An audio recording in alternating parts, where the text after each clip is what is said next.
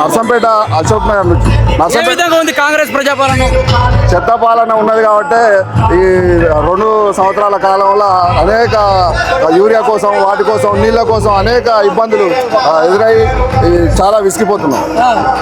అది నర్సంపేట నియోజకవర్గం, అశోక్ నగర్ గ్రామం.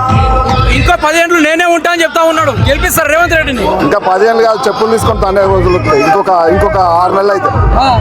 అంత పాపం ఏం చేసిండు రేవంత్ రెడ్డి చేసిన పాపం ఏంటంటే యూరియా కోసం రైతులు చెప్పులు లైన్లో పెట్టే పరిస్థితి. ఇప్పుడు ఇక కరెంటు కోతలు, అదేవిధంగా ధాన్యం కొనుగోలు కల్లాలలో వస్తే రేపో మాపో పైన ఉరుములు, ధాన్యం ఏమవుతుందో తెలియని రాత్రికి నిద్ర పడ్డ పరిస్థితి ఉంది. ఆ విధంగా ఉన్నది కాబట్టి ఇది రైతు వ్యతిరేక ప్రభుత్వం అనేది ఏదో మార్పు అని అనుకుంటే మార్పు పోయి మనం మారే కాడికి వచ్చింది. కాబట్టి ఈ ప్రభుత్వం ఎప్పుడైనా కూడా ఇంకొక అతి కొద్ది కాలంలోనే దీనికి ప్రజల నుంచి అసలు తీవ్రమైన వ్యతిరేకత ఇంకా వెల్లువెత్తే అవకాశం ఉంది. మీకోసం 24 పని చేసుకుంటూ 69 సార్లు ఢిల్లీకి పోతాడు కదా, ఎందుకు కాదనుకుంటారు? ఇక ఢిల్లీ పోవడం అంటే ఇక్కడ నుంచి మూటలు తీసుకపోయి అక్కడ ఇవ్వడానికి కదా. ఇక పక్కకు కేరళకు మొన్న ఇచ్చి వచ్చిండు. ఇక మళ్ళీ ఇంకా మూసి గీసి అని పెట్టి ఇక అన్ని మూటలు మళ్ళీ ఢిల్లీ తీసుకుపోవడానికి తప్ప ఏది కూడా ఆయన చేసింది లేదు, ఒరిగింది లేదు. ఎవరు చేయన్నాడు మూసి? ఇక్కడ ఉన్న రైతులకు సంబంధించి మొక్కజొన్నలు కళ్ళాలు ఉన్నాయి, వరి ఉన్నది. అవి కొనుగోలు చేస్తే ఇక్కడ చేయాలి కానీ ఎక్కడికో మూసి గీసి అని చెప్పి అవి అడగలేదు కదా ఎవరు. ప్రజలు ఇబ్బంది పడేది ఏంటంటే, రైతులు మేము ఇబ్బంది పడేది ఏంటంటే రైతు బంధు సకాలంలో వేయడం, రైతుకు సకాలంలో నీళ్ళు ఇవ్వడం, అదేవిధంగా పండించిన పంటను కొనుగోలు చేయడం, ఇవన్నీ చేస్తే అది మంచి పద్ధతి. కానీ ఎక్కడనో మూసి గీసి అని పెట్టి ఇక్కడనో డబ్బును తీసుకొని పోయి ఢిల్లీలో తీసుకొని పోయి మళ్ళీ ఎలక్షన్ల కోసం ఖర్చు పెట్టి ఇవన్నీ చేయడం సరైన అదైతే. ఇప్పుడు మళ్ళీ వచ్చే అవకాశం ఉందా? కేసీఆర్ 100కు 100% తప్పనిసరి. అసలు కేసీఆర్ అనేది అసలు ఇప్పుడు ఎలక్షన్ పెడితే 100 సీట్లకు పైన బీఆర్ఎస్ గెలిచే అవకాశం. Thank you.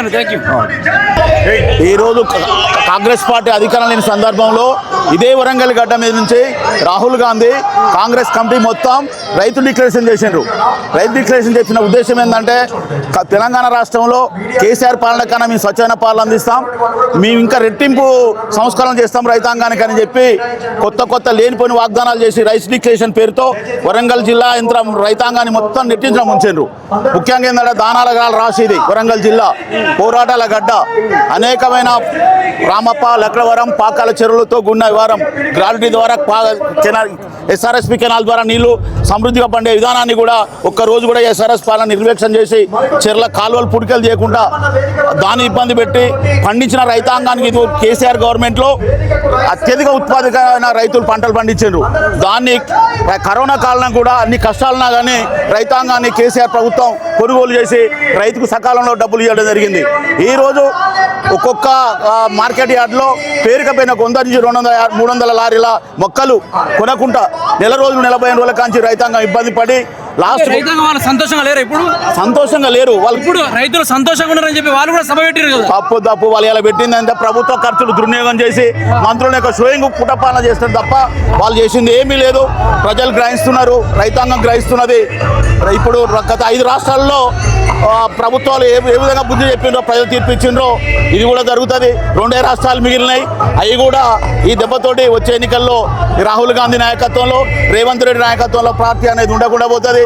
ప్రజలు ఏం కోరుకుంటున్నారు? కేసీఆర్ పాలన కోరుకున్నారు. కాంగ్రెస్ పోవాలి, కేసీఆర్ రావాలి.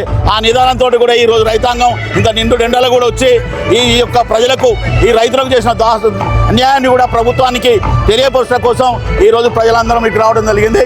నాకు ఒక్క ఛాన్స్ ఇవ్వండి, 10 ఏళ్ళు పరిపాలిస్తా, 100 సీట్లు కొట్టించు పెడతా అని చెప్తా ఉన్నారు. 100 సీట్లు కొట్టారు, ఆయన సీటు గెలవరు. గుర్తుపెట్టుకోవాలి, స్టాలిన్ ఎన్నో సంస్కరణలు చేసిన స్టాలిన్ ఓడిపోయిండు, ఎంతో పినర విజయ్ ఓడిపోయిండు, మన మమతా బెనర్జీ ఓడిపోయింది. ఈయనంత ఇదివరకు ఒకసారి ఓడగొట్టింది టీఆర్ఎస్ పార్టీ కొడంగల్లో. ఈయన గెలవడు ఈసారి. ఈయనకు ప్రతిపక్ష హోదా కానీ రాను 10 సీట్ల లోపు తప్ప కాంగ్రెస్ పార్టీకి రావు.